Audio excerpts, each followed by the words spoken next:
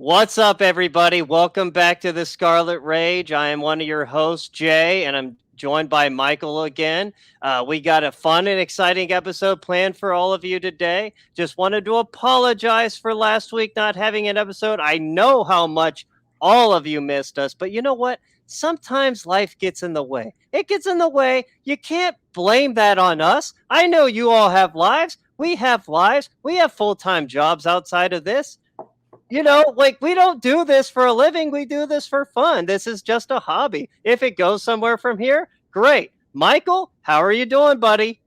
I'm doing good, and it was my fault that I let our 16 listeners. I let you down. I was in.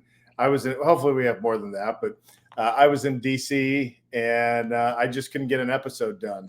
But we're going to go a little extra long today, and between last episode and this one, we had a big recruit that signed out of the state of Georgia. And Jay, you got to see that recruit live, didn't you? I did. I did. Now, the past 2 weekends, I was in Georgia on personal business. Now, I will say I did make mention of this in the previous podcast, but I did see Edric Houston, the 5-star from Ohio State, in person. He wasn't committed at the time. There were inklings that we were in the lead and all of that. And all I can really say about this, I mean, he's a kid, but he's a man child. Let me put it that way. Mm-hmm. Man child. This guy is a taker of worlds. He's like Thanos and Darkseid mixed into one. If anybody is like a DC Marvel person here, Michael, I think you are. Yeah. He was a one-man wrecking crew against a Baltimore All-Star team, St. Francis Academy. I was standing on the St. Francis side. People can go on YouTube and watch the highlights. Number 0 is Edric Houston. He was a one-man wrecking crew getting into the backfield, creating a lot of negative plays, getting pressure on the quarterback. We got the complete package I think he's going to be like a strong side defensive end is what he's going to be at Ohio State. 6'4", 270 pounds, already really big. Got an 80-inch wingspan, supposedly, which is crazy. I don't know if I misheard that, but that is just crazy for a kid in high school. But man, oh man, am I glad to have him. That makes five composite 5-stars for Ohio State in the 2024 class. I said before the season they needed 4 to keep up with Alabama and Georgia. As of now, without any decommitments, we have 5. So cannot complain about the recruiting class at all. Number 2 in the nation. And just for food for thought, we have Ohio State has 5 5-stars. The rest of the Big Ten only has 5 composite top 100 players. That's how shitty the Big Ten is at recruiting in football. I think maybe that's a good subject for a future podcast, but it is frustrating. And I think that with everything the Big Ten's doing to try and increase its footprint and bring in these teams with different recruiting grounds, eventually they have to start getting 5, 6, 7 teams that recruit in the top 15 consistently if they're going to be able to, really make a claim that they are a comparable conference to the SEC. I agree. I mean, supposedly the Big Ten makes all this money, but you don't see the product really changing on the field. All they do is lose big games for the most part. I will say that I do think that this is one of the strongest Big Tens in years, but it doesn't seem to be helping. The recruiting is still lagging behind. It is. It really is. I mean, like Ohio State's doing great. They recruit with the best of them, at least in this class. Last year was kind of a down class for Ohio State, but the teams behind us, Penn State and Michigan, I think between the two of them, they have 3 composite top 100 players in their entire classes. That's not going to get it done. No. And we'll get off of this, but another one that if they're going to play big boy football moving forward in the new Big Ten landscape with no East and no West, Luke at Wisconsin is going to have to recruit way better than Wisconsin has recruited the last decade or so. And we'll see if he can do it, That's an interesting point you bring up. I was actually peeking at Wisconsin a little bit, supposedly on I mean, I don't look at just one recruiting service. I look at the composite recruiting services, but they have like 7 or 8 4-stars, which for them is It's very, pretty very good. good. No, Yes. for them, very good. So Yeah. applause to Wisconsin. Luke Mhm. is at least, they missed on a lot of guys in state, I've noticed, but Yeah. they've gotten some guys from elsewhere. I did watch the um, St. Ed's and Good Counsel game today. They had a running back, Dylan Jones is his name, 4-star, probably the best player in the game between the two teams, but he did get hurt, but he's What really did you good. think of the two linemen from that are signed, the two twins from St. Ed's? I can sense this is going to get into a little bit of a high school football talk, but let me just give a round of applause for Northeast Ohio.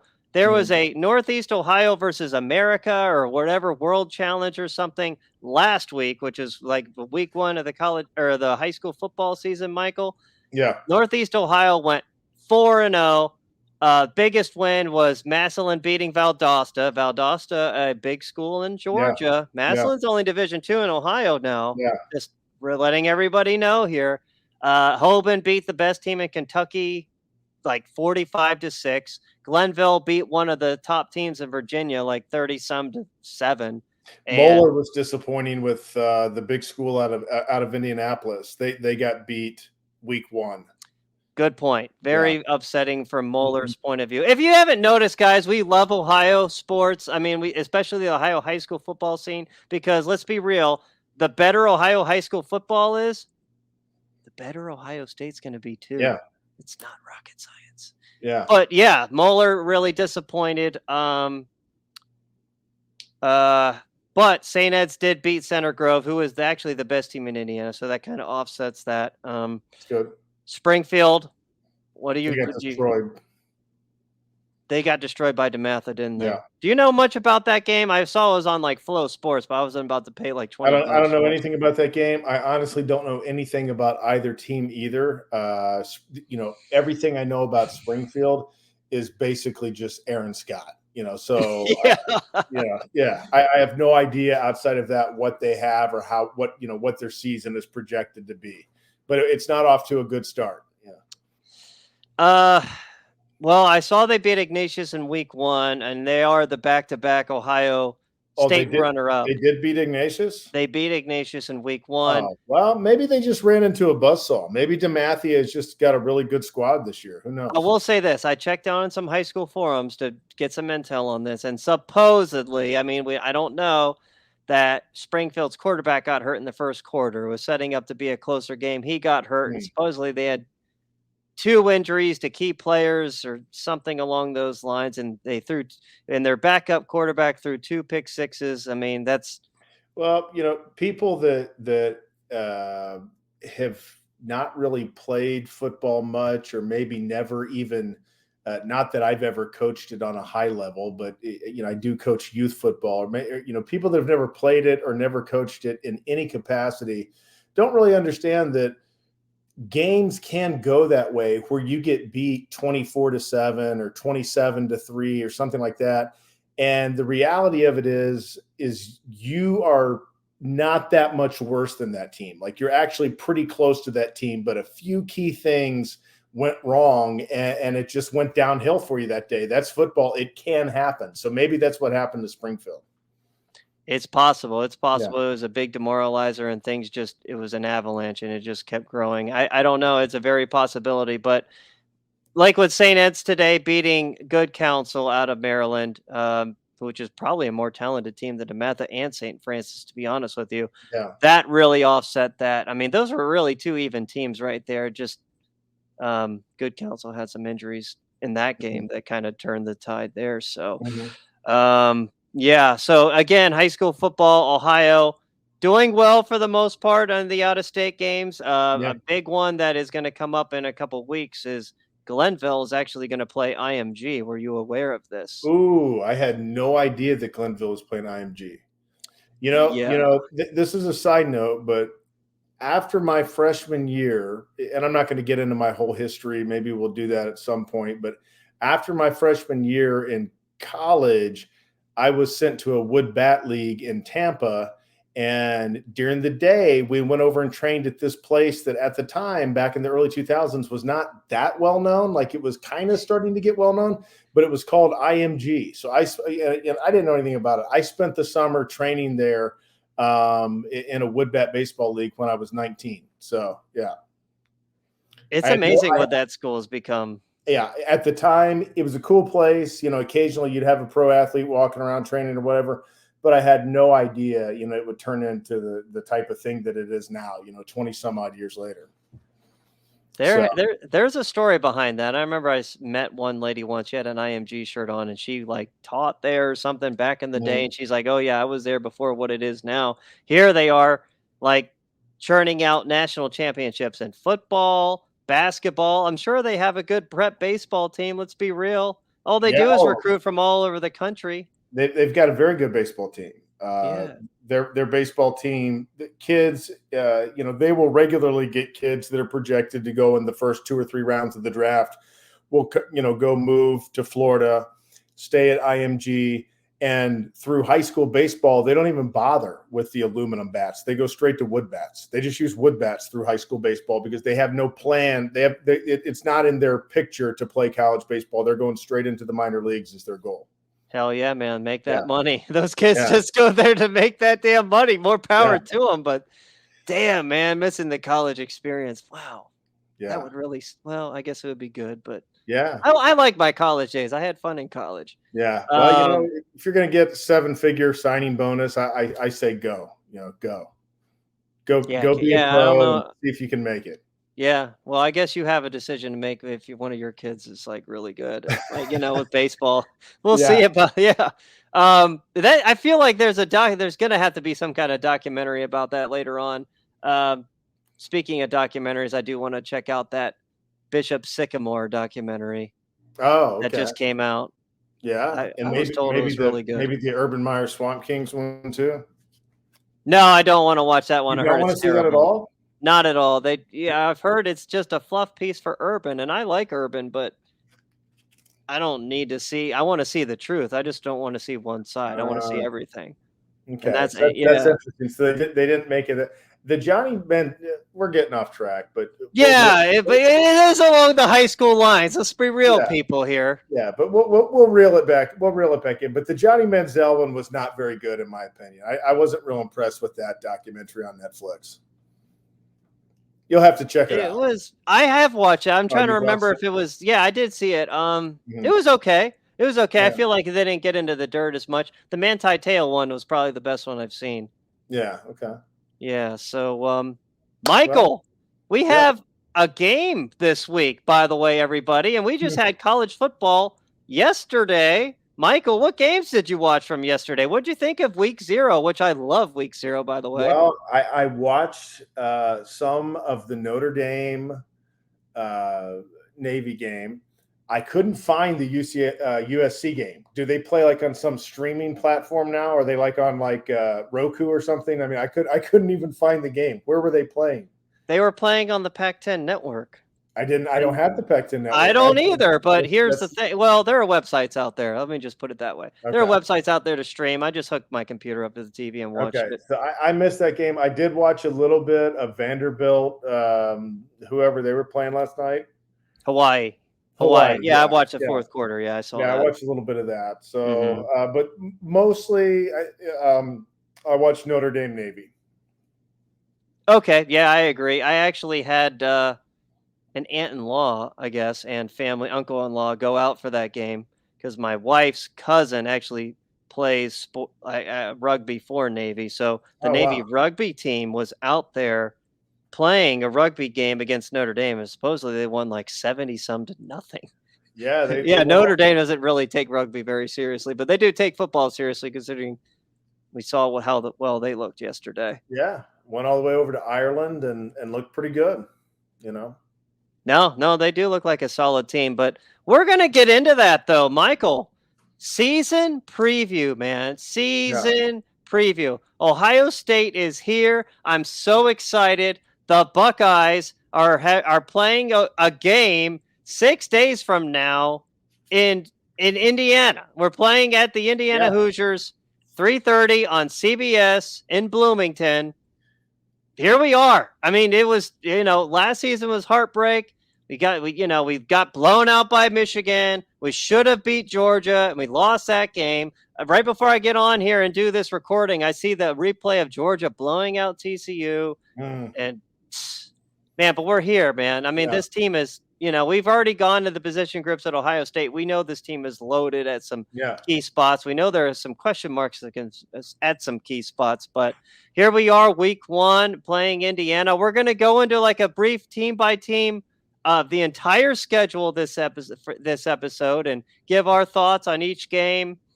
I guess here we are with Indiana. What are your thoughts on Indiana?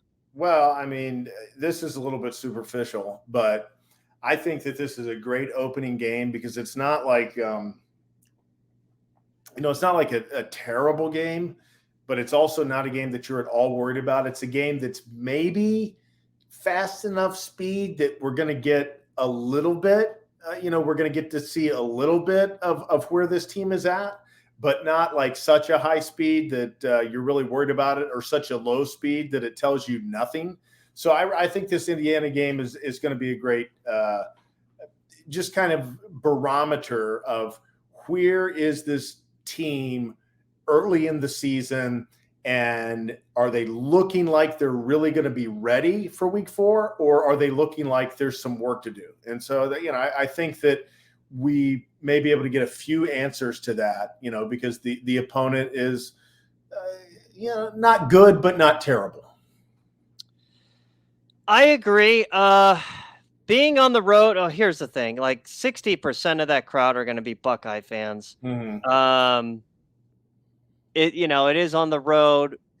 I like that we're traveling for game 1. I did a little bit of research into Indiana beforehand. I will say they did get some big time transfers along their defensive line. A name we need to be. I mean, I don't think really this guy as much, but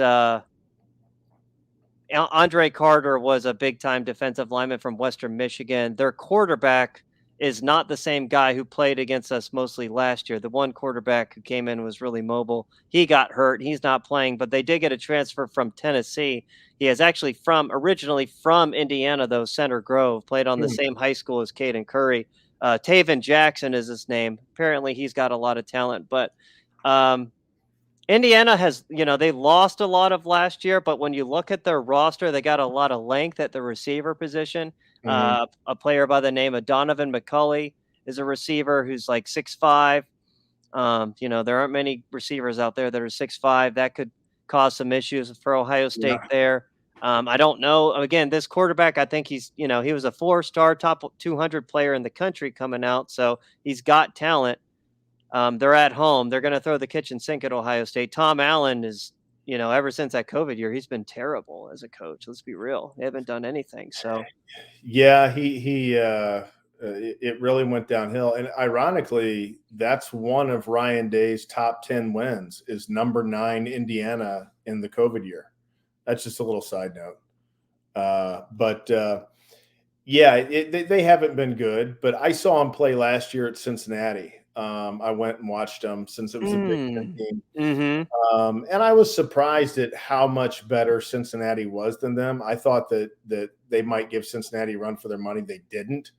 Unless they're significantly better, I certainly don't see this being a close game, but I do think it gives them a little bit of a test. It's not a total pushover.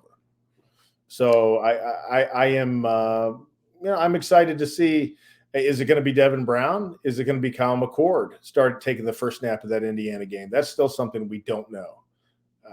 So I'm kind of starting to get a little bit excited about the prospects of Devin Brown pushing for this position, because I had almost thought it was kind of a foregone conclusion it was going to be McCord.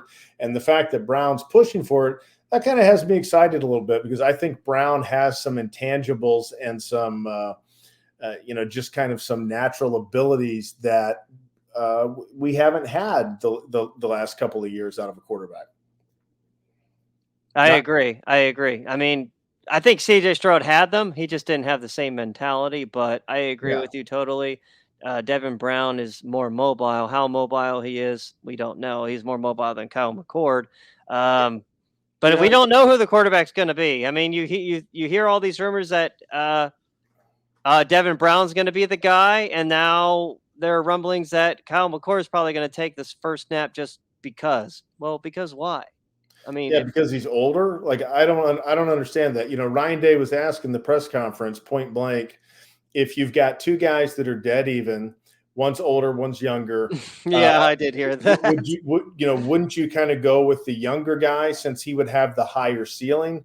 And Day said no. He said he would go with the more experienced guy. So Day is very conservative. He is very almost Tressel-like in some of his mentalities, and he is very adverse to the idea of a quarterback that might turn the ball over. He would rather play it safe than take a chance with a guy that maybe he's not 1,000% sure in. And so that's why I think that it might still be McCord that takes the first snap. But I do think that Brown is very much pushing for this position. Yeah, well, we'll see. I mean, and there's really no telling. Again, we're not insiders, and a lot of people that try and report on it, they're not true insiders either. The only people that really know are the coaching staff. So, one thing I'll say before we move on from that is the idea that's being floated, and I won't say necessarily who, but it's a few big OSU media outlets that have been, that I've heard in the last week say that they don't know what the big deal is because Devin Brown's really not much more athletic than Kyle McCord. They're either just like, repeating something that they've heard, or they have never taken the time to watch the two of them on film, or they've watched the two of them on film, and that's how poorly they judge talent and athleticism. Because I'm not saying Brown's much more talented, but if you watch the two of them in high school, there's no doubt about it. He's significantly quicker and more athletic.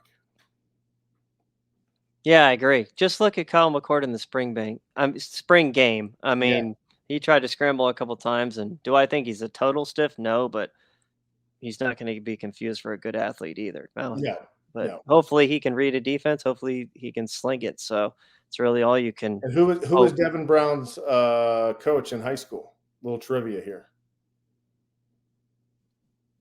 Do you know? I have no clue. Joe Germain. That's right. Yeah. Oh man, yeah. That's very astute of you there. Wow. Yeah. Well, I can see why he pushed him to Ohio State. Yep. Joey Germain, man. Wow. Okay. So YSU. I mean, what do we really say about YSU? I honestly don't have anything to say about YSU. You played for YSU for a while, so this is your alma mater. So maybe you've got something to input on this.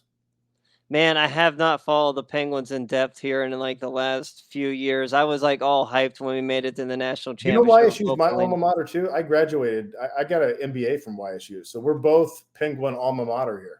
No, we are, man. We are. And like, if I were actually going to that game, I would wear a Youngstown State shirt with an Ohio State hat or something. So, and just like watch the game and not really cheer for one or the other. I mean, I still follow the Penguins and everything, but I couldn't like do a podcast on them like that. But man, oh man, there's really not much to be said. I mean, like, love Youngstown State to death. A lot of great history there, but they are a 1AA team for a reason. Ohio State's going to have their second string in by hopefully late in the second quarter, and then from there it's a scrimmage. So this is a glorified scrimmage game. I mean, the Haycock years, it was like Ohio State, played with us and stuff like that. They didn't really take Youngstown State all that seriously. I just remember like my boys, like after the game, were like, "Man, those dudes are like." We felt like a frickin' JV team against them, and I was like, yeah, it looked like that too. So I didn't play in those games. Right. Yeah. So, but, man, oh man, boy, oh boy. Kentucky. Western Kentucky's got a really good offense now. Their quarterback is back. Mm-hmm. They run like that run and gun offense. Yep. All they do is throw it around. Their top receiver is back. It wouldn't surprise me if they put up some points on Ohio State, and that's going to be really the first true test of has our pass defense gotten better? Has it Yeah. not gotten better? Are we still in trouble? Because that's really good tune-up for the next week, if you ask me. It's really gonna show us what we have from a pass defense perspective. What are your thoughts? Yeah, I mean, as ridiculous as it sounds, I think that Western Kentucky is a test in the sense that are we going to beat them 62-14, or are we going to beat them 59-28? Because if it's 59-28, then we might still have some problems with our pass defense, because they might be throwing the ball around on us a little bit. So while it's still early, and even if maybe they do have some success, it doesn't mean necessarily that we can't improve as the season goes. But it would be nice if we could be relatively limiting in how many points we give up in that game, because they do have a good quarterback, they do have a good passing scheme, but let's face it, they're not going to have the big boys up front to be able to hang. So hopefully hopefully we'll go out and show that things have improved. I just hope if they're going to run a lot of empty and stuff against us, number one, we're pressing their receivers to take away the short, quick passes and everything. Yeah. Have us run cover 2 man all day.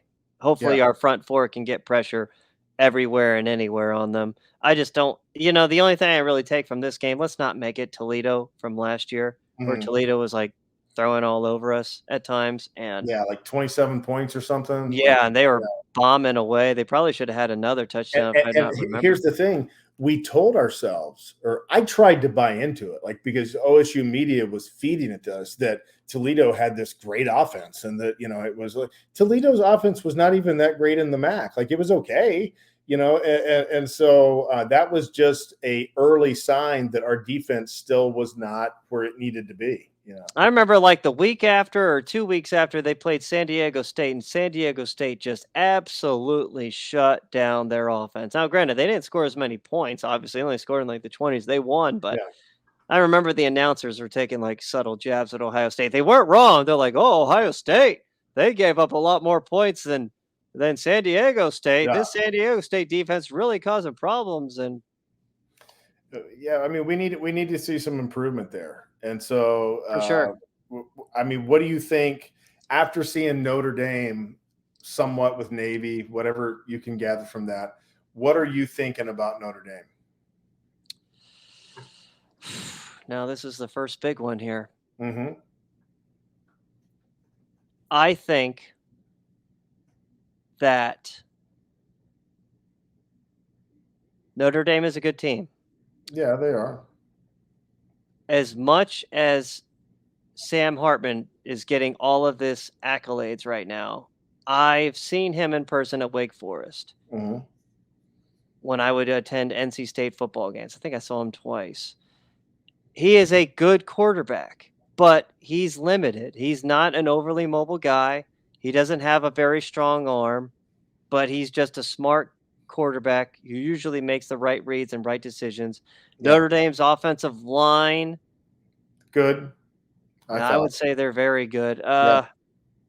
They bring back a lot. They bring, I think, 3 of the 5 back. Joe Alt is like the one to look at offensive tackle there. He's going to be a first-round NFL draft pick, supposedly, at offensive tackle. That's going to be strength on strength, their offensive line versus our defensive line. Really hoping Tui Malau and Kenyatta Jackson and Jack Sawyer and them can really somehow create some pressure off the edge. Hopefully our deep stable of defensive tackles can create pressure. Jean-Baptiste will be on the other side trying to wreak havoc. He will be. He will be. And he was a solid defensive end for Ohio State, but let's be real, he was a second string for a reason. He's not as good as our starters, but he's probably good enough to start at Notre Dame. Mm-hmm. Defensively, they bring back Maris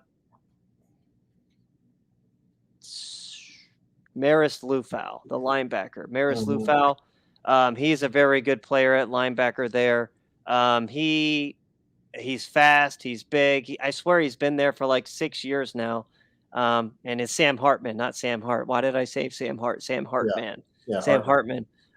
So their defense brings back a lot. I was mistaken for Cam Hart. They have a DB, Cam Hart, good corner. He's 6'2". He's long. He's rangy. The biggest things I worry about with Notre Dame, I do worry about their receivers to an extent. They're not like speedsters, but they got a lot of length there. They Mm-hmm. got Tobias Merriweather, he's 6'4", Deion Colsey, he's 6'4". Chris Tyrese moved into the slot now. He's going to be a slot receiver, slot back. I'm assuming they'll use him on a lot of jet sweeps as well when the time comes. So they have some offensive weapons this year. Probably similar to last year. I would say Sam Hartman's a better quarterback than Sonny Tyler. Styles is no longer a receiver for them. He's now a defensive back for us. So he was one of their leading Lorenzo backs last Styles. year. Lorenzo Styles. Yeah, I'm sorry, Lorenzo. Yeah, not Sonny. Yeah, Lorenzo Styles. Yeah. Yeah. They have some players there for sure. They're going to be at home. It's on the road. It's at night. It's going to be a tough game. Do we want to make a prediction on that, or we want to Yeah, maybe save that for later? I'll say this. I think that their offensive line is good. I still think they're Notre Dame on the defensive line. Just don't quite have the big boys to play with the big boys. Mm-hmm. And I think that if Ohio State plays their game, and barring major mistakes, I mean, I still think Ohio State should beat this Notre Dame team by a minimum of 10 points on the road. I believe that.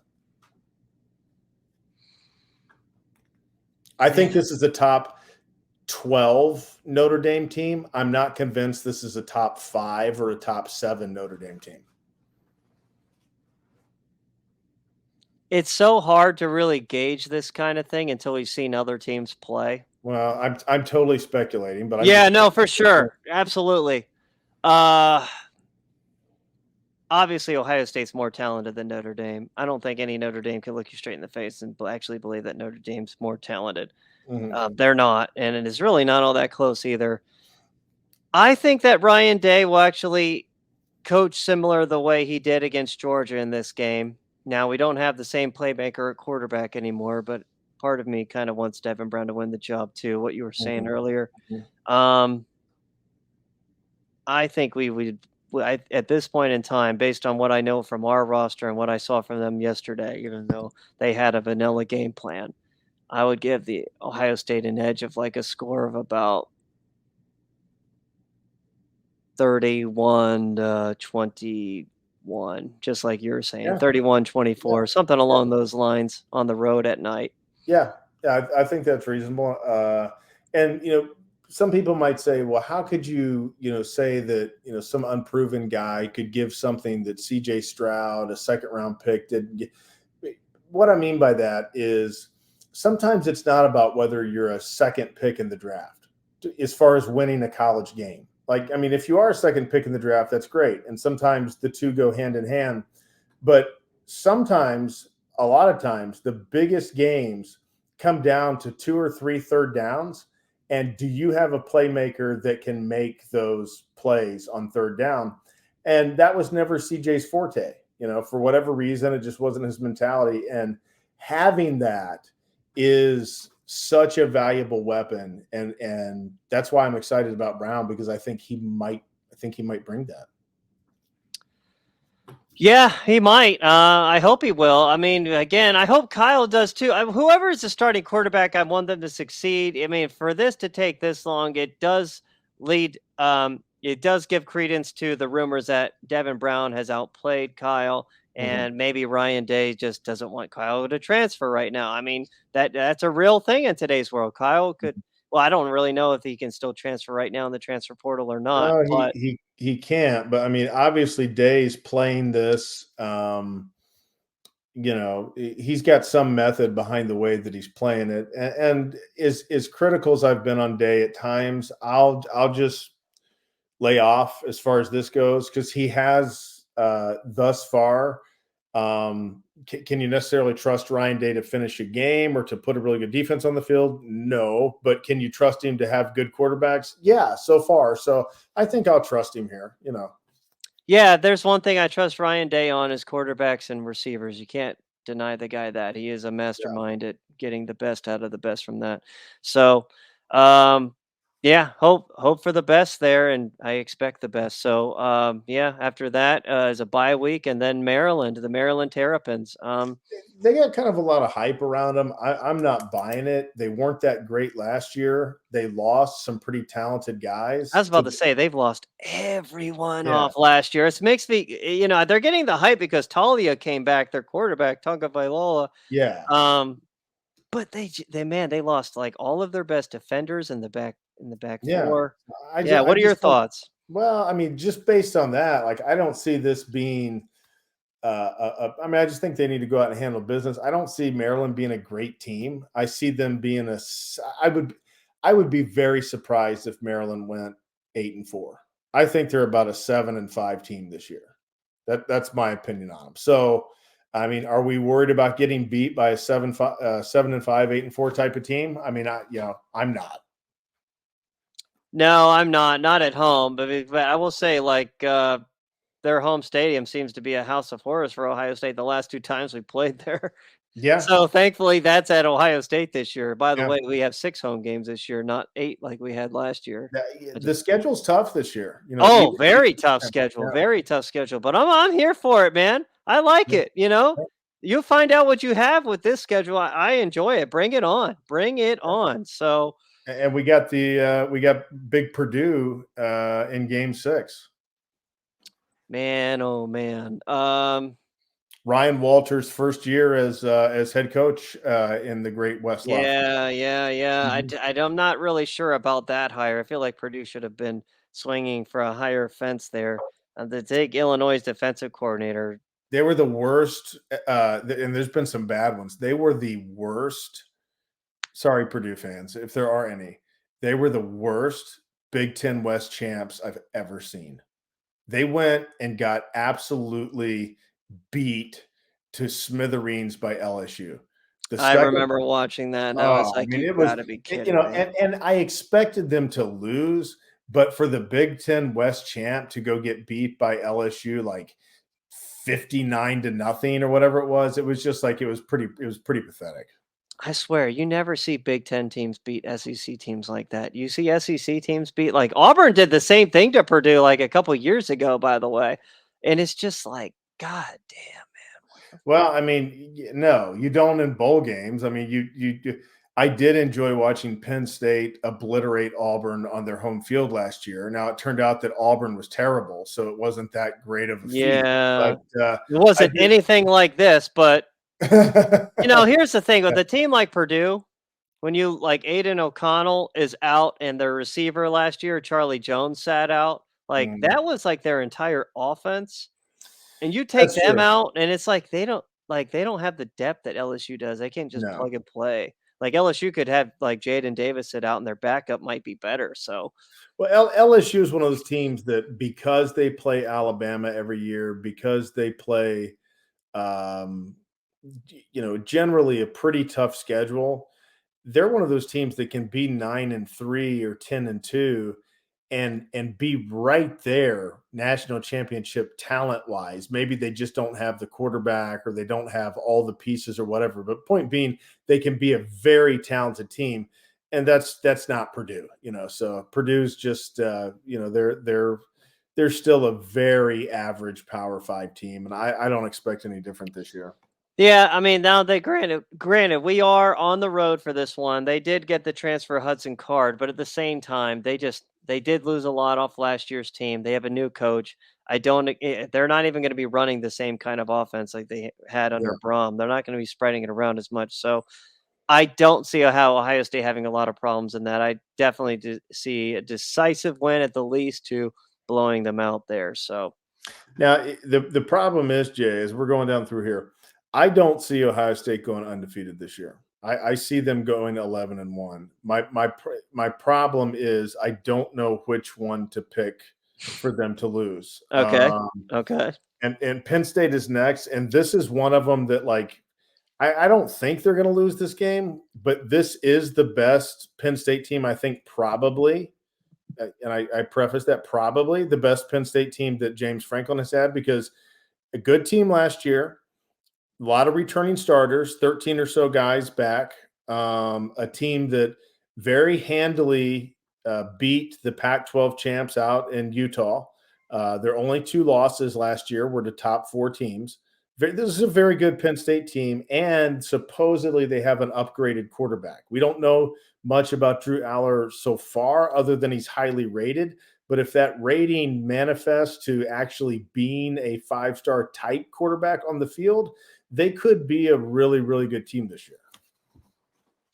No, they are going to be a really good team. I can see how some people are picking them to win the Big Ten. Well, actually, I don't know if anybody's picking them to win the Big Ten, but they're like right there, and people are Yeah. like really considering it.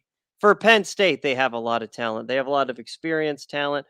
That 2022 class they had with Nick Singleton and Drew Aller is starting to mature now.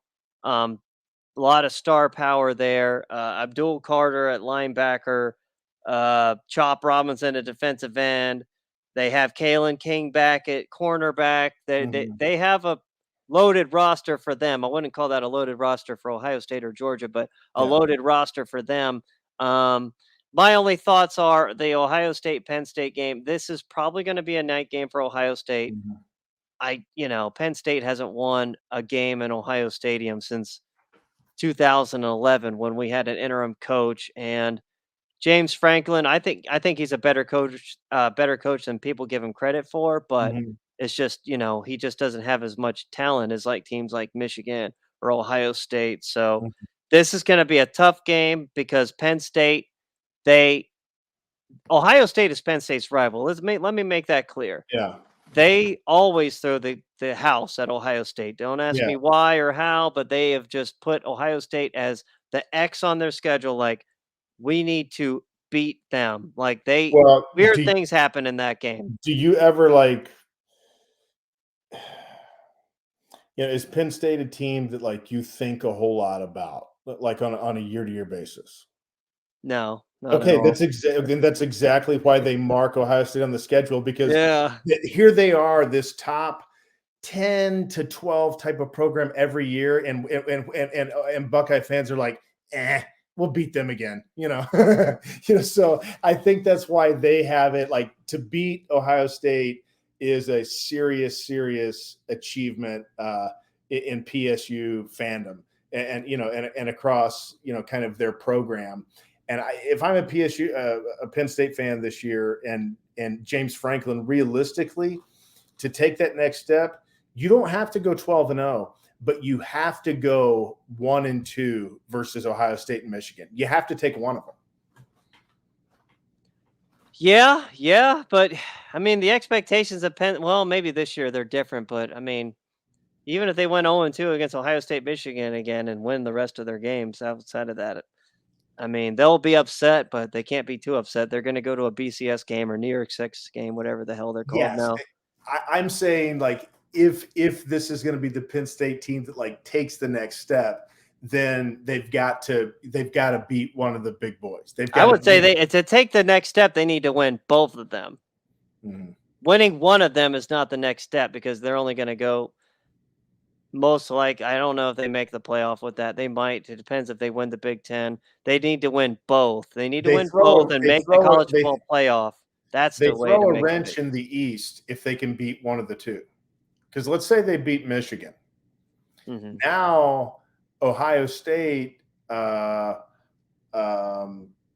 is going to play Michigan, and depending on how they did against Penn State could end up being the Big Ten East champ, even if we beat them. So if they win one of those two games, they put themselves in the mix. I don't think they're going to be able to win both of them, to be honest with you. I don't think they're going to go 2-0 versus Ohio State, Michigan. I think 11-1 is probably the best case scenario. But then again, I'm picking 11-1 for the Buckeyes. I just don't know which one to pick. It's hard for me to pick Penn State because we just beat them. Yeah, I mean, it's always tough to beat them, but yeah, we usually do beat them. So, I think, again, it will be a tough game. I just see Ohio State winning because we're at home and we just have the more talented roster. Really not much else to be said about that. Wisconsin, though, on the road after that. Sirens ringing, maybe. What are we looking at here? It's It's so hard to tell. I mean, if Penn State was an emotional back and forth, like close win or something, I can see maybe this being a letdown game where you're going to a really tough environment. It's not going to be that talented of a team, I don't think, but they're going to be probably well coached and disciplined, and they're not going to beat themselves. So, I mean, hopefully we don't relive a Terrell Pryor 2000 and what was it, 2010, when we went to Madison and got beat with a team that we shouldn't have gotten. I mean, that was a really good team, and Wisconsin beat our doors off that night, 33-18. Yeah, I remember that game. That was the year that was our that was Tressel's last great team that he had. Yeah, it was his last Actually, that team was his period. last year. What am I thinking? Yeah. Uh, yeah, that was a year. Man, that was a long. I do remember that game. I remember. I think they had the opening kickoff for a touchdown, if I'm not mistaken. Mhm. But Wisconsin did. And then yeah, that was just back when Tressel Ball is like, man, oh man, he was so conservative in those games. But that Ohio State team was loaded. It's a good Maybe team. not with high end NFL guys, but for a college team, they were loaded. But Yeah, it was a this good team. was, yeah. Before we digress too far, Wisconsin's bringing back Braylon Allen. They got the transfer from USC, CJ Williams, high 5-star transfer receiver. They got Phil Longo, the former offensive coordinator from North Carolina. Makes me believe they're going to open it up more, but I do believe they're going to have more of a power based formation to do that out of. You know, journalists keep saying air raid. I can almost guarantee you Wisconsin's not going to do an air raid. No, no, and I You know, saw a quote by Phil Longo. He's like, "Listen, no, we're still going to be a running based offense, but they're gonna open it up more." Tanner Mordecai, they got to transfer in. Um, man, where did he transfer from again? Do you remember where? SMU, SMU. That's right, SMU. Tanner Mordecai transferred from. He set a lot of records there, passing wise. And the one guy that's not getting a lot of hype, probably outside of Madison, is by a guy by the name of Ricardo Hallman, cornerback. I saw some of his highlights. Now, granted, this was Wisconsin in their spring game. That dude is a player, is he?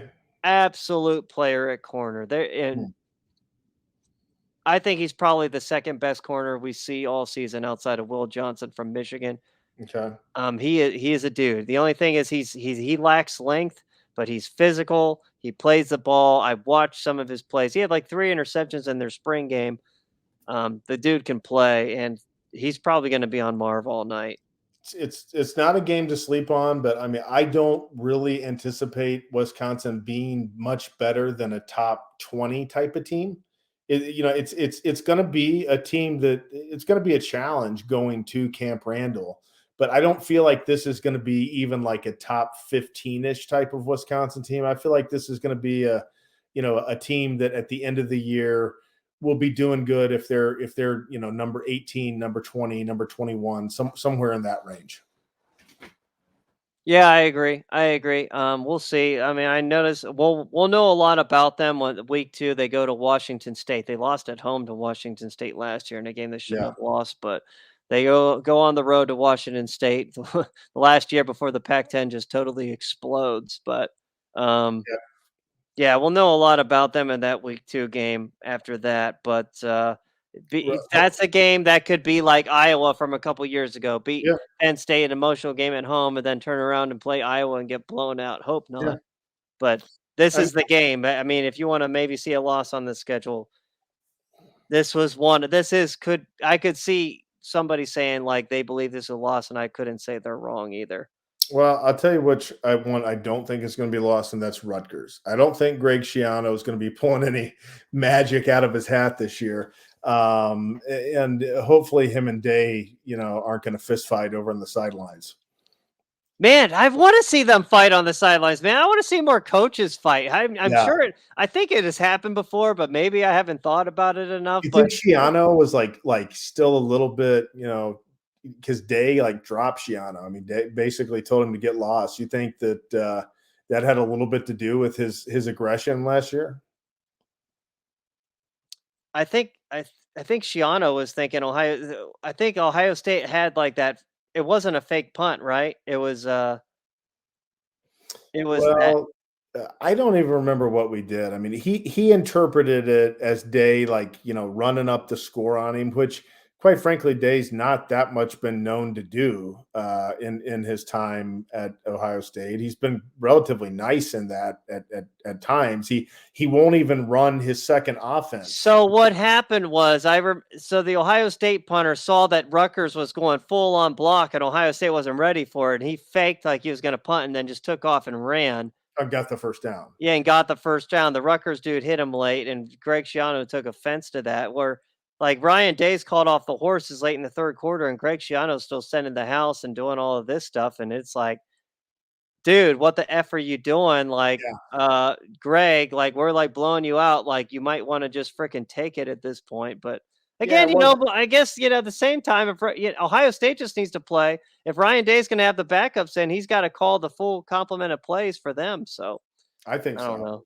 Yeah. I don't know. I don't worry about Rutgers at all, even on the road. I mean, that they bring back a lot on defense. I will say that 8 of 11 guys on defense, but it's not from a team that didn't do anything. Yeah, Yeah, from a team that they was were terrible. Yeah, So, they were terrible. So I don't think it really matters. Michigan State, you think they can rebound this year? I mean, I don't see much that makes me think they're going to rebound. I see them staying like I see this a successful season, them being like 7-5 instead of 5-7 like last year. I don't see this being a very good football team. Ah, man, they lost their best player on offense. He transferred to Auburn, I believe, or did he transfer to Florida State? One of the two. I don't know, but they've only got 9 players back total. Like most of their team. I mean, this is a new team out there, and a team that wasn't very good last year. So I mean, how often do you have like new teams from a team that wasn't very good the year before that just all of a sudden is real good? I mean, usually that doesn't happen, but you never know. There's a running joke that Mel Tucker owes a lot of his contract to Kenneth Walker. Oh man, I mean, Mel Tucker, the guy lucked out, man. He got $100 million for having. Oh my gosh, that's totally like Michigan State, man. It's almost I almost compare Michigan State to the Cincinnati Reds, man. Just spending money in the wrong places. Jeez, but no, I don't see that being a real. Big game. I do see the next week, do you have anything else to add about Michigan State? No, to be honest, Michigan State's going to suck. They lost a lot. Mel Tucker's under fire. He's like making snarky comments to the media already. They're going to be no good. The game is at our place. No, I'm not concerned with that game in the least. They're not a good team. I honestly could see us beating them 55 to like 14 again or something like that. They're not, to be honest, I don't think they're going to be as good as they were last year. That's my thought on them. I agree. Now, here is one that I think could be, it's not a game I'm worried about. I think it could be a little bit of a challenging game that they better not overlook. And interestingly enough, it is also the exact order of the season ending. The last time the Buckeyes were able to win it all in 2014. If you remember, they played a cold and blistery game in Minneapolis and won by 7 or 10 points. And I remember after the game, they came up and they interviewed Urban, and it had been like 20 something degrees and snowing all game. And Urban basically just said, "Yeah, I'm ready to get out of here." And they beat them, but it was a hard fought game. And I could see something. I remember. This year. Yeah. I didn't realize that was like right before the Michigan game that year. It was right before Michigan that year. Next to last game. Yeah. Minnesota lost a lot again. I mean, you look at their roster, they don't really bring back much of anyone. I see on here they had a transfer from Western Michigan who will be the number 1 running spot at the running back, but Western Michigan running back over Mo Ibrahim, like what? I don't think they're going to be a super talented team. I just think that they're going to be what they usually are, well coached, and probably have a pretty big. Where does this fucking PJ Fleck hype come from? Like, what has he done to deserve this hype? He had like some good teams at Western Michigan. They weren't great. They played Wisconsin in like the the Cotton Bowl and they lost. It's not like they won against any big time teams. Like, what did No. they do for him to get so much hype? I mean, he just seems like the dude that everybody says is a great coach, but I haven't seen it. Well, I mean, he seems to get decent results, but I think that he's one of those guys that I think he's got a ceiling, and I think he's pretty much at that ceiling. He just comes across as kind of a cheesy guy to me. Like, it's maybe that plays well with some, but I don't see him as like a big time guy. I see him as a good, solid football coach, probably a good coach for Minnesota. I don't think he's better than Glenn Mason. I think Glenn Mason's probably the best. No. Yeah, I agree. Yeah. Glenn Mason was probably the GOAT for Minnesota football. Yeah. Remember when they had that one team with Marion Barber and Lawrence Maroney in the backfield? Yes. Whew, Yeah. boy, those were some talented Minnesota teams there. Yeah. That's back when they would like go and beat the SEC in like the Music City Bowl and stuff like that. Yeah. Those Minnesota teams, like, I don't know. Yeah, Glenn Mason was legit. I mean, there was a time when I wanted him to be the next Buckeye coach after Cooper. Well, it was close. He was close, but Jim Tressel was he won out there, and can't say whoever made the decision at the time was wrong. We did win a title. No, absolutely. So then the big one, the one that is on Ryan Day's radar, the one that, to be honest, like his happiness for the next year in Columbus is going to ride on this game in many ways. I mean, quite possible, unless there's lots of talk in Buckeye land that we're really loving this idea right now of we can lose to Michigan and win the national title. We love talking about that right now. To me, it's almost like we're hedging for a third loss to Michigan. Well, we can lose to Michigan theoretically and win a national title, but when that happens, we'll talk about it then. So far, it hasn't happened. And tell me when Ohio State can lose to any team from Michigan in late November and then finish the season as national champion. As soon as that happens, fine. It doesn't matter as much to beat Michigan, but so far that hasn't happened. And I'm going to set you up with this. I don't see it happening this year because I don't believe the Big Ten's getting two teams in the playoff this year. I think it's one or the other. I don't think they're both getting in. You know why? Because they both lost. If one or both of them would have won last year, I think we would have a chance to get two in. I will almost guarantee it will be the SEC this year, not the Big Ten, that'll get two teams in. Yeah, I can't disagree with that. It took a lot of things to happen last year for Ohio State to sneak into that fourth spot after losing to Michigan in the fashion that they did. And as a conference, we didn't do anything to reward their decisions. We both lost. No, you're absolutely correct. We, as a conference, we did not. I mean, Michigan choked bad. Ohio State choked bad too in the fourth quarter. I mean, I don't care what anyone says. Ohio State did choke. Yeah. So I'll be back in a minute. Let me 1 second, guys. Technical issues, people. Technical issue. We're only human here, except for Marvin Harrison Jr. Supposedly he's from like Mars or something. Well, you just keep talking. If I get this back on, I know we're wrapping up anyway. So if I get this back on, good. If not, then I don't know. Everybody can do without seeing me the last couple of minutes here. But give us your thoughts on that Michigan game. I'll see if I can get back live here. Man, Michigan. Oh my gosh. A part of me wants to say, like, I don't know how we can go in there in the final game of the year and beat those guys again. All right, there you are. I see you. Yeah, I just went ahead and switched to my computer camera. My other camera is having some issues. So, yeah, we'll finish up like this. Awesome. Man, looking at this game, it's what Ohio State has done along the defensive line, recruiting last year and then with the transfer portal makes me believe that Ryan Day sees something that he needs bigger, more athletic defensive linemen, especially the defensive tackle position, to offset what Michigan has done with the power run game. playing in late November in Ann Arbor is not conducive to a spread, pass it around passing attack such as Ohio State. Michigan is not, I don't care what anybody says, Michigan is not as talented as Ohio State, No, but they, in my opinion, they are the better coach team. Jim they have Harbaugh's been. got serious credentials at the NFL level and at the college level before going to the NFL. Do I honestly believe that Harbaugh is a better X's and O's and coach than Ryan Day? Yes, I do. Uh, Ryan Day's just a better recruiter and has more talent at Ohio State. But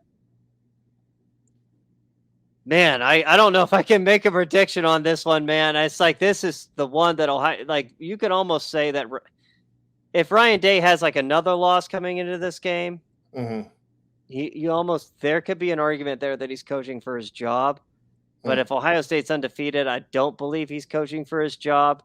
I mean, again, let's look at Michigan's roster here. I mean, J.J. McCarthy back. Blake Corum is back. Donovan Edwards is back. 3 of their 5 offensive linemen are back. They've got like 15 starters back. I mean, this is probably going to be the best Michigan team in the Jim Harbaugh era. It probably the best Michigan team since 2006 when it was 1-2. Probably, I would say so. Probably better than their team in 2016 as well. Will Johnson at corner, best corner in my opinion in the country. They say it's between him and the Alabama guy, but I'm taking him just because of his length. Chris Jenkins at defensive tackle, Mike Sanders still at their nickel back, Rod Moore, Ohio boy, there at safety. They have a lot of players. They don't got a lot of high end talent outside of Will Johnson and their running backs, but they're just a solid group, well coached right across the entire line there. Now, Harbaugh is kind of getting out there with some of this talk about, McCarthy being a generational quarterback and, 20 guys getting drafted or whatever crazy things he said. I mean, he is getting a little bit out there with this kind of stuff. Do you think that this means that the program is kind of, primed to be knocked off their perch? Or do you think that they've just kind of dug in and are ready to exert their dominance like that? Like they are the team in the Big Ten? That's very interesting. We'll see. I mean, it's been even last year, Michigan, I don't think they were picked to win the Big Ten. I think Ohio State was. So they haven't really had bestowed expectations preseason up until this year. They've talked a lot of smack in Big Ten media days too, by the way. Yeah. Man, oh man. It's interesting. I mean, Harbaugh is a great coach. I'm not gonna. Well, I wouldn't say he's a great coach. He is a great coach. He has choked on some games lately outside of the Big Ten. Inside the Big Ten, he's like figured it out. Outside of it, he's still trying to figure out with his bowl prep. But I don't know. What are your thoughts on the game, man? Obviously, we're going to break more of this down the week of the game, but as it stands right now, what are your thoughts on that? I don't think I'm making a prediction now. I'm not right now because it's easier to say Michigan's going to win this game because we haven't seen who's going to be Ohio State's starter, and we haven't seen how that offensive line is going to gel by midseason. So there's really no way that I can make a prediction on Ohio State, Michigan at Ann Arbor. But if I had to make a prediction right now, I would say Michigan's going to win. But that would just be pulling something, out of a hat because we just don't have enough information until we see how this Ohio State team begins to come together. Yeah, we'll have a lot more information this time next week after we see Ohio State at least play a game against Indiana. We'll be able to see what we really got on the field, what kind of rotation they have, what the tendency is with the offensive play calling, the defensive play calling. A lot of questions that we have for this team will be answered after next week, hopefully. So, and I'm here for it, man. We're here for it. Me and Mike are here for it. We're excited for game 1. I'm going to actually be in Denver, Colorado for game 1 to watch amongst the Buckeye fans out there. I've never been, so I'm excited for that. So So we're going to try to do the podcast from Denver, right? I'm going to be in Denver. You're not going to be. I'm going to try and do the podcast from Denver. We're going to try to do it while you're in Denver. Correct. Yeah. Okay. So, cool. Yeah. Well, man. I mean, I think we've covered enough for this week. But any final thoughts? No final thoughts on my end. Thank you for everyone for tuning into this podcast. I knew it was a little longer, but we wanted to make it up to you for missing out last week. I know it wasn't like completely scripted and everything, but there's a lot of information out there on these Big Ten teams. We wanted to make sure that we did right by those teams. We're trying to give incorrect information. We're not going to be like totally like saying like this team is playing this guy because we don't know yet. We don't know about these teams. We don't know who's going to play. These are only speculative depth charts across the league, even with Ohio State at this point, especially at our quarterback position. Yep. So, yeah. Thank you, Michael, again. Right. Thank you, Jay. Thank you, everybody, for watching. And we'll be back next week. See you then. Yeah. Go Bucks. All right.